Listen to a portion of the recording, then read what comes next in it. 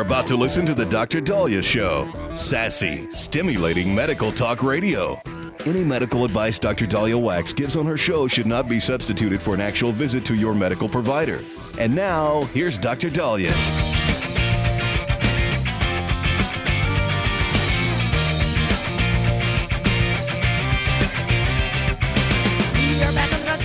Thank you all for tuning in. 1-877-DOC-DALI, 1-877-DOC-DALI.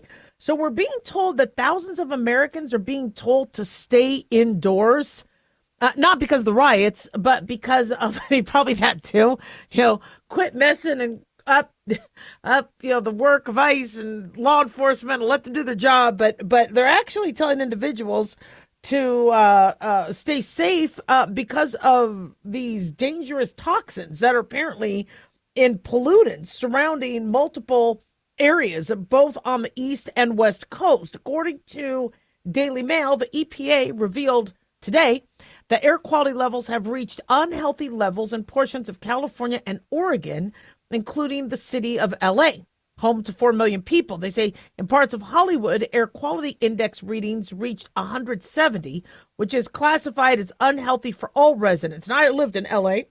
The smog, which is something you, unfortunately,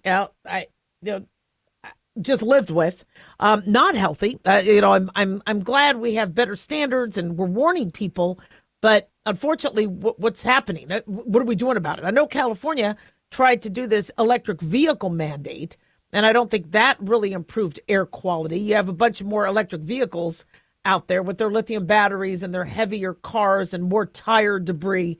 I don't think it's working. But sadly, air quality maps showed sharply elevated level PM 2.5s, which are microbial particles we've spoken about, that could be full of heavy metals and other sorts of compounds that could penetrate the lungs, create hazardous conditions, induce an asthma attack, a COPD exacerbation, inflammation that could lead to heart attacks. And so they say these particles come from automobile exhaust, factory fumes, burning wood. And if you inhale them, they'll irritate the respiratory system. Not only is California at risk, they're saying, or parts of it, they say a large swath of Oregon, including the Lapine and Deschutes National Forest. They've seen AQI levels rise above 160. The EPA's Air Now monitoring system also highlighted large areas of Georgia and South Carolina. I was going to say, I saw that there were warnings for Arizona, New Mexico, Texas also due to air quality. Now, I don't know if it's because the EPA is now looking more into this or if we're having some changes. We're being told by Newsweek that thousands of residents and communities across Arizona, the Nogales area, New Mexico, including Juarez, Texas, including El Paso, so we're talking along the border, have been advised to stay inside as fine particles of pollution, the PM 2.5s, are also reaching unhealthy levels. And then going back to Daily Mail, they're talking about Georgia, South Carolina, including cities like Savannah and Valdosta. Hope I'm pronouncing that right. So air quality levels are measured on a scale from 0 to 500. When you see an air quality level of like 25 or anything under 50, pretty good. Less risk. Moderate, 50 to 100. If you're sensitive, that could be an issue. Unhealthy for sensitive groups when you're at 101 to 150, and that poses increased risk. And then pretty damn unhealthy when it's 150 to 200. And that can impact everyone. So according to the EPA or IQ Air, the air quality tracking website, Los Angeles is currently the most polluted city. We're not talking about politics. We're talking about air quality pollution, for those of you joining us late.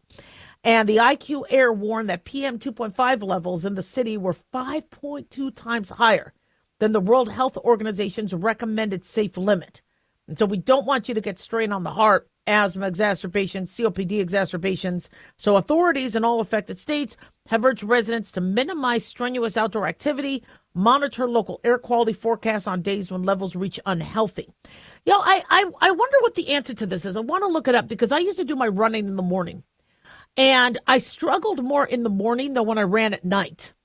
And it was because of the smog and the sediment. I used to run in LA. I used to run in Las Vegas. I would do my running. Reno, Nevada, not too bad because I lived on a hill. And so I think my air quality was a little higher because we were a little bit above the smog line. But I wonder if those of us that work out early morning, we struggle more because of more of the pollutants. And I wonder if there's a better time of day. I mean, as far as I'm concerned, it settles more. So if you could work out in higher levels, you could then, it's kind of like a centrifuge in a way. If you could be on the layer of sediment, you could do better. And then by the time the day progresses, it's all over and all mixed up and scuttled up, and the air is all mixed in. But I wonder if you have higher concentrations if you're in the lower valley area, and if that's worse when you work out in the morning. So on Tuesday, the Oregon Department of Environmental Quality yesterday extended an air quality advisory for the region around Lake County and southern Deschutes, saying that the stagnant air was trapping smoke and other pollutants. So stagnant air means the air is not moving, so it thickens and it sits. Your pollution, smoke, car fumes, and other particles. They say this often happens during calm, high-pressure weather with light winds and a temperature inversion where warmer air sits on top because warm air rises or hot rises, and then the cold holds and traps everything lower. Now, the alert is expected to last through Thursday, and the public has been advised to avoid using wood-burning stoves and other devices that produce indoor smoke. I really like HEPA filters, and I like air filtration systems in the house. We know planes have them. It's pretty expensive to do with your house, but at least with HEPA filters, I think those are very important. If you do live in areas that have high pollution, try to minimize window opening, door opening, clean up as much dirt and dust. I live in Southern Nevada, and I am blown away at how much dust gets blown into our house. I am always sweeping up dust. It's just because we live in the desert, and we are very windy. I think we get more wind than Chicago. We are very windy. And so, and our pool always, it has so much crap in it. I mean, we clean it weekly, but it's just, it's a lot.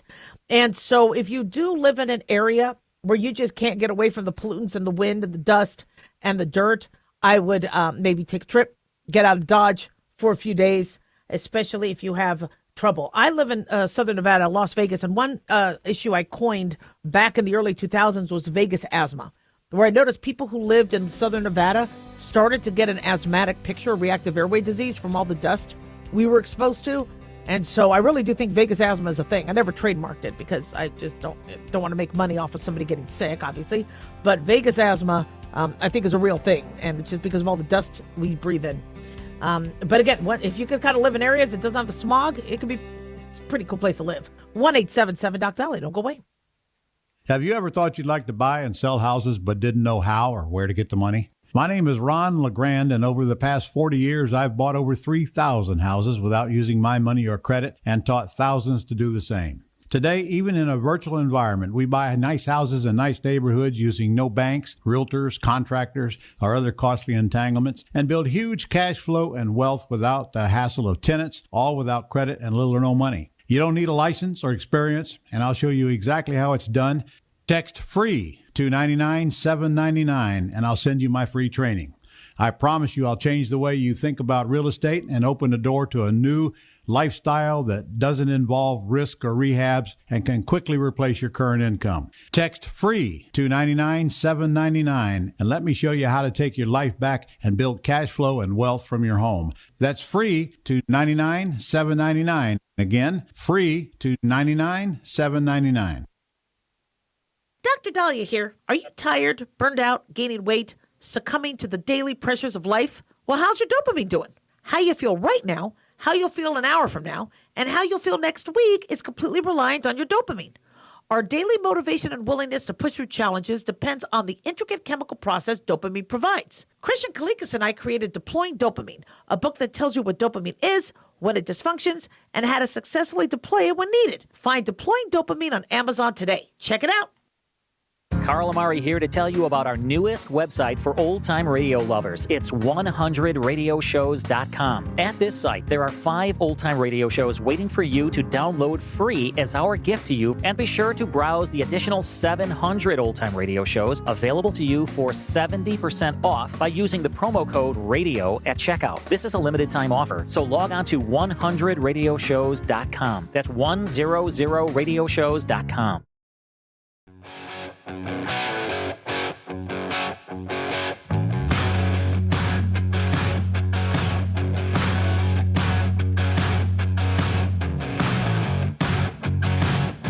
back on the Dr. Dolly Show. 1-877 Dr. Dolly, 1-877 DOCDALI. Big thanks to Talk Media Network for making the show happen. Big thanks to Daniel, our producer, and big thanks to y'all for tuning in. We really do appreciate it. Don't forget to follow us on Twitter or X at Dr. Dahlia, Facebook, The Dr. Dahlia Show, and on YouTube, click like and subscribe. So we are being told that Republicans, Democrats, world leaders have issued a sigh of relief when they heard that Trump said he will not use force to take Greenland over. I don't think he would. I never thought he was going to. But this is what he said on the subject. I can tell you, this man never sleeps. He keeps going. So he's at the World Economic Forum in Switzerland right now. And he spoke about the issue when he was asked about Greenland. Actually, I think he had like an hour and a half long speech, and then there was a question and answer. And so when it was, he decided to discuss about, acquiring Greenland. He said, quote, "We probably won't get anything unless I decide to use excessive strength and force, where we would be frankly unstoppable." But he said, "I won't do that." According to The Hill, these were his remarks at Davos, Switzerland, at the forum. He said, "I don't have to use force. I don't want to use force. I won't use force." He said, "All the United States is asking for is a place called Greenland." Hey, for now, I think he's going to call it Trump land if he does get it. And he said that the military is not on the table. So I think a lot of his, allies, and I think a lot of his team had said this is probably not the most popular thing to do right now in the midst of everything going on with the riots in Minnesota and midterms coming up. And he is going to meet with several world leaders. He's meeting with Zelensky today to talk about the Russia-Ukraine war. And, much of what Trump has been able to do without the military has relied on tariffs. And the tariffs are, as he said, a valuable tool because we don't have to use military force. And it's a way to, get stubborn countries who won't budge on things to budge. If they want to work with us and they want, us to, be partners and we feel they're screwing us over, we can increase tariffs or we can match the tariffs they're giving us. The Supreme Court, though, is going to be ruling on that. We don't have a ruling yet. I don't think it's going to come out today. The Supreme Court is releasing other sort of opinions. I think Burke versus Choi, that has to do with medical malpractice, and Ellenberg versus United States, and Coney Island Auto Parts Unlimited versus Burton. These were other rulings that actually were all unanimous, looking at a Delaware law requiring malpractice plaintiffs to file an affidavit of merit. I think the auto parts case was whether a company could challenge a judgment as void years later or whether it waited too long to do so. And the court unanimously ruled that even claims arguing a judgment is void must be filed within a reasonable time. So these are things not the most exciting and sexy that you're really not hearing about. One having to do with the Constitution's ex post facto clause. But in terms of the tariffs, if the Supreme Court rules against Trump on this, that really limits him. And I'm nervous about that. The psychology of what that could mean is to me a little concerning. If they say Trump cannot, now what I think they might say is at the very least, he would need congressional approval. You could impose tariffs, but does it need congressional approval or not? And if they do limit Trump and Trump doesn't have congressional approval, then my concern is if he does, shall we say, want to, move forward or make, shall we say, the European countries and other countries a part of NATO actually help and do their part, then he might, impose other restrictions or other things he does have the authority on. The tariffs, I think, are the most of the mild. And so it would probably be in everybody's best interest if it was tariffs and not anything else. Trump had insinuated that, he would pull out of NATO, he would pull out of, the UN because of them not, supporting causes that are in line with how U.S. feels, such as, protecting the sanctity of Israel, stopping the carnage going on in Nigeria with the Christians being killed and Iranians being slaughtered, Iranians being slaughtered in Iran. If the UN and NATO and everybody's kind of just sitting on their thumbs, why is he putting money into it, and why is he then going to risk Americans if they're not doing their job?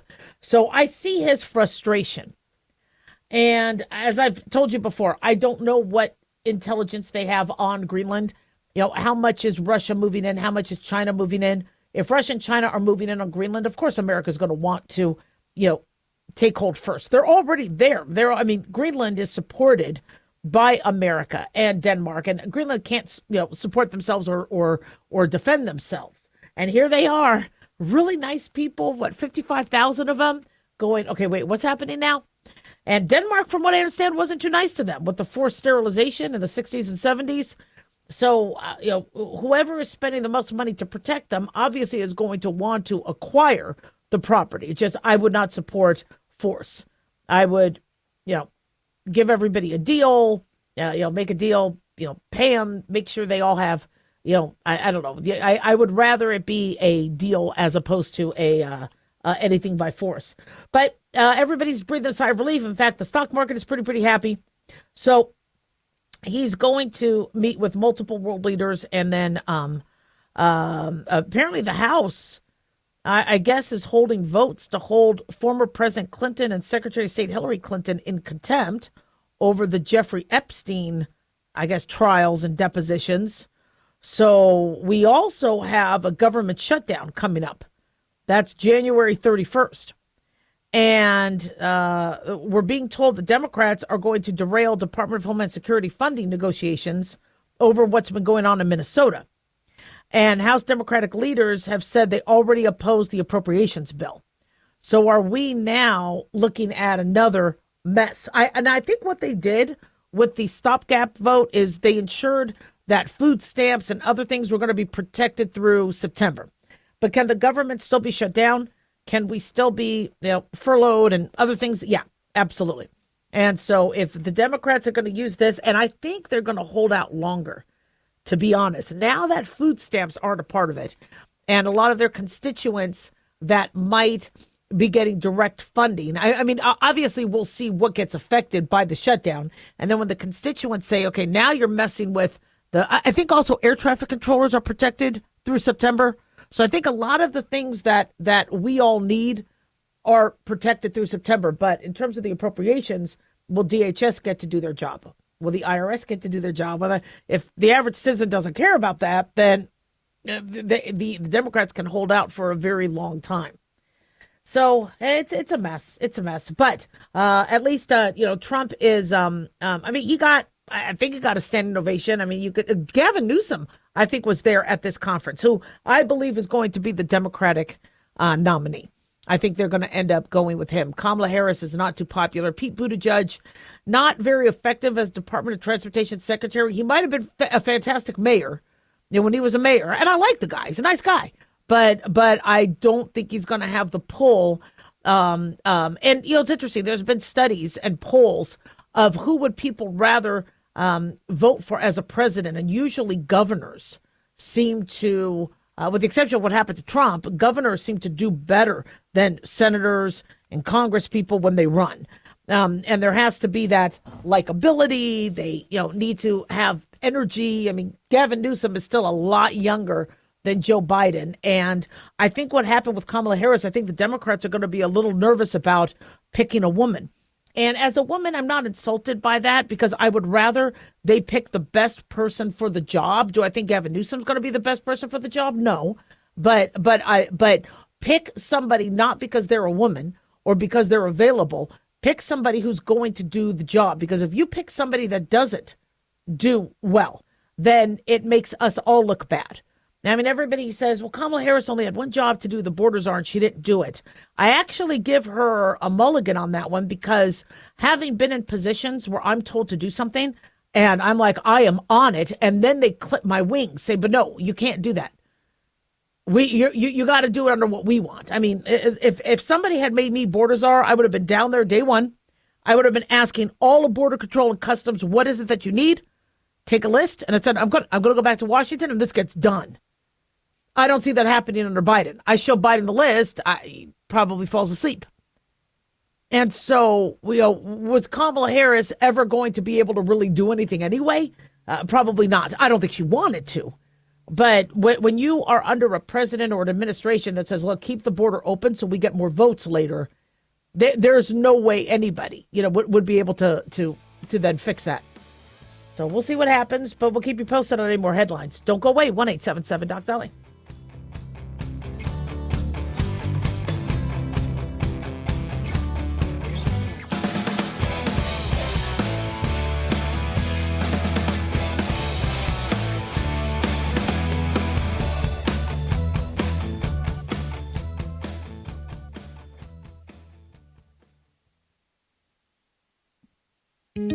Looking for a gift that can actually help secure someone's future? It's Mark Falter's new book, Common Sense Income Strategies. It makes the perfect gift for that special someone in your life. Mark has helped thousands of hardworking Americans secure their financial future by using time-tested strategies that continue to create wealth, whether the market is up or down. Strategies that will make perfect sense once you take the time to read this powerful book. Common Sense Income Strategies brings to you what Mark has been teaching in person and talking about on the radio for decades. You've worked too long and too hard not to see the fruits of your labor. To learn how to receive your free copy, call 866-764-2635. That's 866-764-2635. Secure your future with Common Sense Income Strategies by Mark Falter. Again, to learn how to receive your free copy, call 866-764-2635. That's 866-764-2635.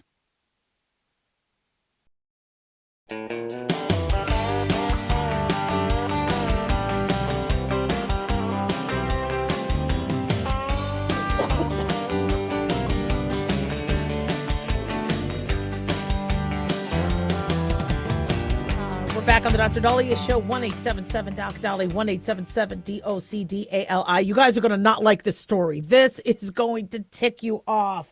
This is horrible. So, Daily Mail is reporting that a patient died during a routine cataract surgery. Why? Because the physicians in the room were playing musical bingo while he was under. This is the allegation. And apparently a physician in Colorado has now been charged with manslaughter because this patient died during a routine cataract operation. Dr. Michael Urban, 68 years old, who was the anesthesiologist, was indicted following an investigation of the death of Bart Ryder. Bart died February 3rd, 2023. He stopped breathing while undergoing eye surgery at Insight Surgery Center in Lone Tree. That's in the outskirts of Denver.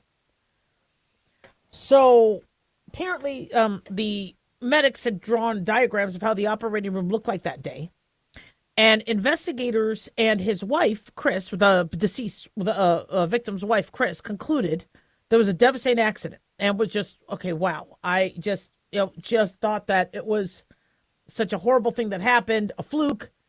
But then one of the doctors reached out to the widow, and the doctor told her that the surgeon, Dr. Carl Stark Johnson, and the anesthesiologist, Dr. Urban, used to play musical bingo during operations. So this was somebody who was a whistleblower that reached out to the wife and said that they were aware, allegedly, that this is what the doctor and anesthesiologist like to do during surgery.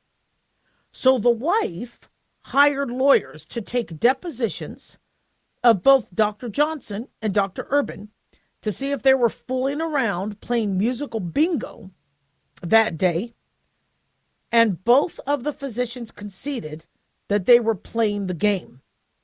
Now, I guess musical bingo is you get a card. I still don't know how this is done during surgery. Don't you need your hands at all times? But I guess there's like a card that has the different songs. And so somebody plays the song, and then you mark the song on your card.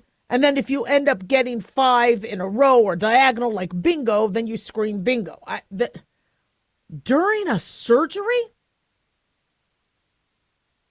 So that's just I don't get how this could happen. So now a civil lawsuit has been launched by the wife, Chris Ryder, claiming that the doctors either turned down or turned off alarms, which notified them when a patient's blood oxygen level drops. And now Dr. Urban, the anesthesiologist, is facing manslaughter and criminal negligent homicide charges over the death. Unsure if Dr. Johnson, who's doing the surgery, is facing any charges. There would be malpractice cases in this as well. And then the wife said that Urban's criminal case feels like taking a wound and ripping it open again because now she has to relive the trauma of losing her husband. She says it's just so painful, so unfair. It never should have happened. There is no joy. Certainly there is no joy in any of this, not for me, my sons, or families. And people always say, why are patients suing? If their loved one died, what do they? Here's the thing: if somebody was wrong and hurt you, there is a healing to this. I mean, I'm not a fan of malpractice cases. I am not a fan of lying or coming up with something just to get extra money and get extra settlements. But if somebody did your family wrong and they are a threat to other patients, there should be consequences. And so if somebody was playing musical, listen, I'm a physician, and I get that there's professional courtesy, and you stand strong with your colleagues to help patients, but that's not helping patients. I can't stand by a colleague if they're playing flippin' musical bingo while somebody is under anesthesia. Are you kidding me? Now, I know this is all, they're innocent until proven guilty, but if they admitted to this, there's consequences. She hopes that this civil litigation will shed light on how her husband died, hopefully help other patients not have to go through this. But whoa, how does this happen? Attorney Dan Lippman said somebody should have cared before Bart Ryder died. That's the end of the story, not the beginning. This wasn't the first time they were playing musical bingo while someone was anesthetized. This is one of the most egregious cases of medical malpractice he has ever seen. Dr. Urban moved to Oregon after the death, continued to practice medicine for several months, and then eventually retired. Ryder said she made repeated efforts to alert medical boards in both Colorado and Oregon about what happened to her husband, but Dr. Urban's license was never suspended. 3 years have passed, she said, with no meaningful action. She said she once believed medical boards existed to ensure patient safety. Sadly, my experience has shown otherwise. And so she says too often these boards function as doctors policing doctors with little independent oversight. The result is a system that fails the very people it is meant to protect. So, I'm looking at this and it is an embarrassment, just an absolute embarrassment. If something like this is happening, there is absolutely no explanation for something like this. Why would somebody be so careless? Now, do surgeons talk? Yeah, they do. I mean, when you're undergoing surgery and the process is, they should be concentrating. They should be talking about the surgery, or as a medical student or an intern, I would be trained while the surgery was going on. And there might be a little chit chat, on, what are you doing afterwards? But it's not, it's kind of frowned upon because you're supposed to be concentrating and you do not want to be distracting. But I got to tell you, years ago, there was an anesthesiologist that would be snoring and he would be falling asleep during surgery. I mean, there are some real idiots that unfortunately can make it through, or they just start to lose their health or their stamina and they shouldn't be practicing anymore. Which is why I always recommend that if you are having surgery, not only do you pick a surgeon that you trust, but you ensure the surgery has an anesthesiology team that you trust. I love that the anesthesiologists meet you beforehand. So you get to talk to them, you get to meet them, because they're one of the most important people in the room. And I have loved every anesthesiologist I had. And I would, I was always too nervous having surgery myself to vet them. But I could tell pretty quickly. If there were some red flags, I would say, not you. I'm stopping the surgery. But you can't always control what happens in the OR. But yeah, I mean, surgeons will talk. They'll say, can you hand me this? Can you hand me this? Say, how you feeling? How are your kids? They might talk and chit-chat while, but they should be concentrating. And the fact that they were doing musical bingo, to me, meant they were cocky. They were careless. They probably didn't understand that the 1 in a million chance of something going wrong could go wrong. You see, for me, I'm always thinking of that 1 in a million chance. Always.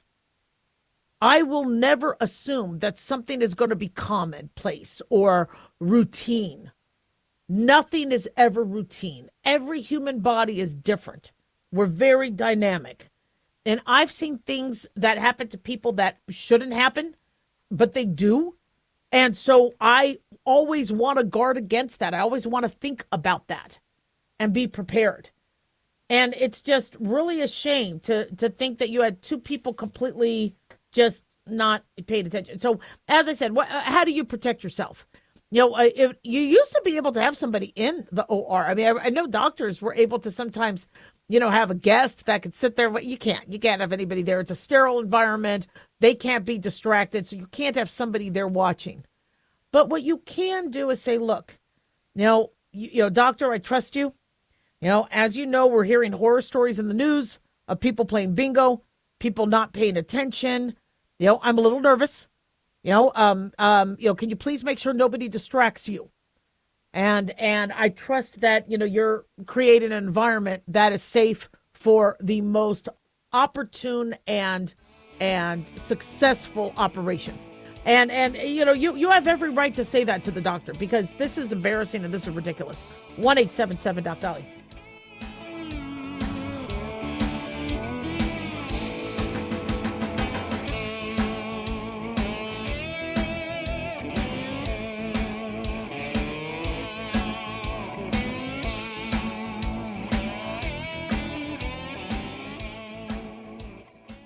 Hi guys, Dr. Dahlia here. Addictions can sneak up on us and come in many forms. Whether it's drugs, alcohol, sex, video games, porn, or something less obvious such as food, internet, or shopping, addiction can seem innocent at first and then evolve into an insurmountable evil. In our book, Addiction Basics, Caitlin Kalikas and I dive into the common addictions and provide tips for identifying and preventing these before they sneak in and take over our lives. Addiction Basics can be found on Amazon or my website, drdahlia.com. Check it out.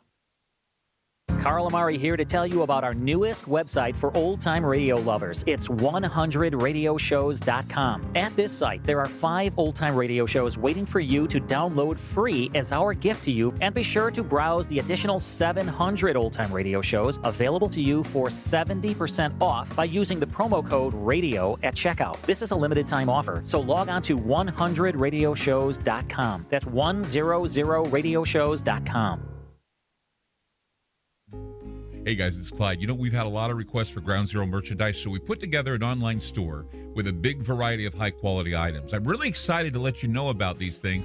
We have a lot to offer you and your loved ones. In addition to our regular apparel, such as t-shirts, beanies, hoodies, and hats, we've expanded our product line with posters, flags, aprons, mugs, and a whole lot more. We also have Ground Zero collectibles, along with a limited edition of items like a Clyde Lewis canvas portrait, a Ground Zero embroidered jacket that will certainly make for great gifts and for interesting conversations with family and friends. And we now offer publications such as Ron Patton's book about mind control, MK Zine, and back copies of the official magazine of Ground Zero while it was in print. Paranoia, the Conspiracy Reader, also coming in 2023, are updated and revised books that I've written. There's a secure and easy-to-use shopping cart for your purchases. So shop today at our official store by going to groundzeromerch.com. Again, that's groundzeromerch.com.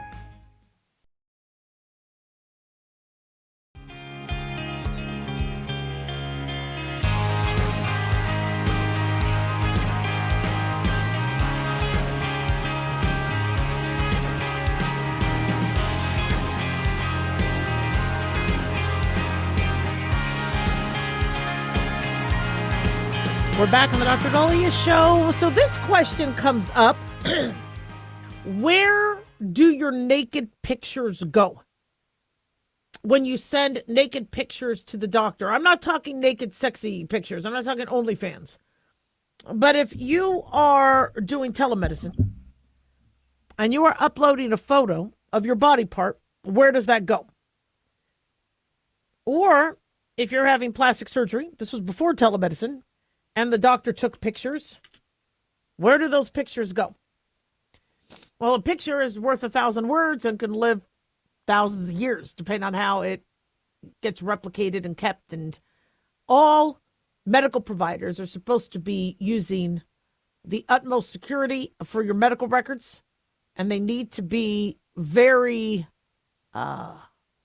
secure. But the answer to that is if you had a picture at a plastic surgeon's office, that picture could still be there. That chart could be in the hands of another provider. Nurses could see it. Anybody who wants to see it can. They shouldn't. They shouldn't go into your record. Remember, people in LA, staff in LA would get in trouble because movie stars would come into hospitals and staff would be telling people or looking at their chart. You're not supposed to. That's against HIPAA. You get into a lot of trouble. But any pictures you've taken, that are in a medical record, if it was non-electronic, depending on the state that doctor practiced in, they have to keep those records for at least 7 years, in some states 10 years. And then if they are going to retire, either they have to still keep the records for a certain amount of time until the statute expires, or if another physician takes over that practice, that other physician gets those pictures and those records. Or if the time has lapsed, then those records need to get destroyed if they're not going to be used. So paper charts, the majority of them, if they were old, most likely have, been destroyed by old doctors that might have already retired or died. But for those who went electronic and they uploaded things into an electronic system, those things could be there for life. Now, I bring this up because there's a lot of hesitation people are having as it pertains to telemedicine. For a doctor to treat you remotely or virtually without an exam, if this is a phone call, most telemedicine companies require you upload a picture of the body part in question. So if you say, I have strep, yeah, we can ask certain questions, but I've had people lie all the time. They go, oh, yeah, I got white spots all over my throat. I have all the white pus pockets like strep. So we're like, okay, we do require a picture for us to treat for strep. And when you do the picture, it doesn't even look like strep. And so with telemedicine companies, because of liability and because they're, to commit you to 10 days of antibiotics, they need to be sure. Also, what if you have flu or COVID or mono? There's other recommendations or treatments for that we require a picture. And so some of the companies, let's say you have genital herpes. Originally, I thought you could just treat, but even most companies still say, no, if you're treating a rash, if you're treating that, you need to upload a picture. You need to upload a photo. And so we tell patients to cover their genitalia if they want to, maybe zone in on the rash. If they're afraid of there being any identifying features but I know people are shocked by telemedicine companies suggesting that you upload a picture. But if you went into the doctor like you used to, like it's always been, or a medical provider, and you said, I have a genital rash, I think it's herpes, we would take a look. That's what we're supposed to do. And I understand doctors later stopped looking and examining and touching patients, but we always took a look, documented what we saw, cluster of vesicles, etc. It's interesting. I had a patient saying, I have shingles, and I get shingles 5 times a year in the same spot. I'm like, well, that's odd. You shouldn't get shingles that much. Oh, yeah, I've had shingles 50 times, she says. And I go, where? And she says, it's on my butt. I get shingles on my butt. So we had her upload a picture. It was herpes. She's getting repeated herpes outbreaks. And she argued with me, it's not herpes, it's shingles. I go, well, they could do a test, but shingles is a little different. With herpes, there's a way you could prevent it, from happening if you take oral medication. And, there were shingles that we have vaccines, but, I think she got the shingles vaccine. And she said, I still get it's because you're not having shingles, you're having herpes. They could look similar, but shingles usually wraps around from the dermatome, from, the back down across the chest or across the stomach, or it could be across your eye. But with herpes, there's usually a cluster in a localized area. And so that's why we have to ask for a picture. So now for those of you who are concerned about privacy, well, these are your options. Because if where does the picture go? Well, the picture goes into software, and then that software, however, it's stored. There's a storage and there's encrypted access.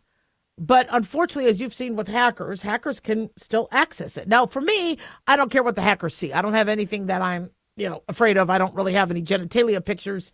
If there were, I'm sure it would look better than how I normally look. So I welcome whatever AI could do. I don't mind. But for many of you that are like, I saw a doctor years ago for something, I really don't want anybody to ever know about that. What's in your medical records or in your medical records are supposed to be safe, are supposed to be secure. But if you're going to be using telemedicine, you have to understand that you might have to be uploading pictures. And if you do upload pictures, those are in a file. For those of you that want privacy, then there's a couple options. One is, like I said, you could ask the medical provider, can I have towels or my clothes on?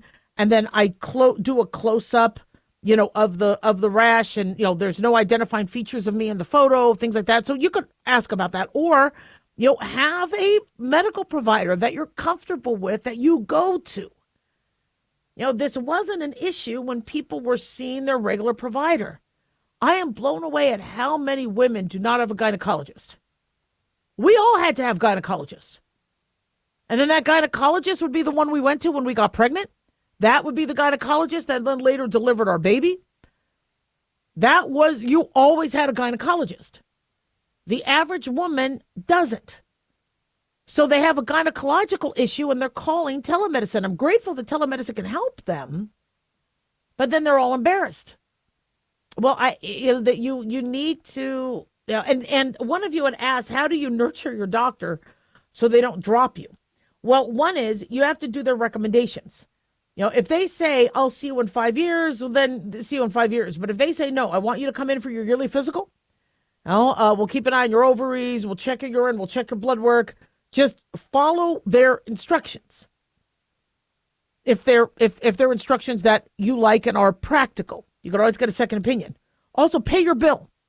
If you don't pay your bill, they're going to drop you. And the number one reason why people don't have their doctor is because they're not paying their bill. Well, then, they're not going to want to see you. You won't be welcome in that office, sadly. But, having your go-to helps. So we have patients calling up asking for kidney stone treatment online. They're saying, I'm passing a kidney stone. So our first question is, have you been CAT scanned? What's the size? Is it stuck? Is the kidney swollen? Oh, I don't know. I just have kidney stones. And so my urologist gives me medications. I go, okay, have you contacted your urologist? No, I haven't seen him in years. Well, then, I can't treat that because I don't know what size. I don't know if you need lithotripsy, if you need a stent, if you just need Flomax, are you having an infection? Maybe it's not a kidney stone. So, I would talk to your medical provider and say, look, I don't want to be in a position where I don't have anybody. And then my only option is going to the ER, which is very expensive. What do you recommend so I still have a relationship with you? And they'll say, just come in for your routine, checkups. Let's, do kidney stone prevention. Let's do a kidney stone risk, a 24-hour urine to see what you're at risk for to hopefully prevent kidney stones. But these are important conversations to have. 1-877-Doc-Dolly.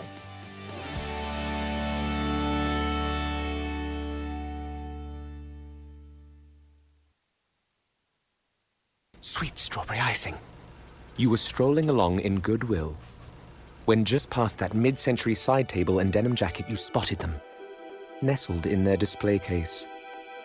Miniature donut earrings. Oh, yes! Yes! Your favorite half-breakfast pastry, half-all-day dessert food, made into your favorite form of ear candy.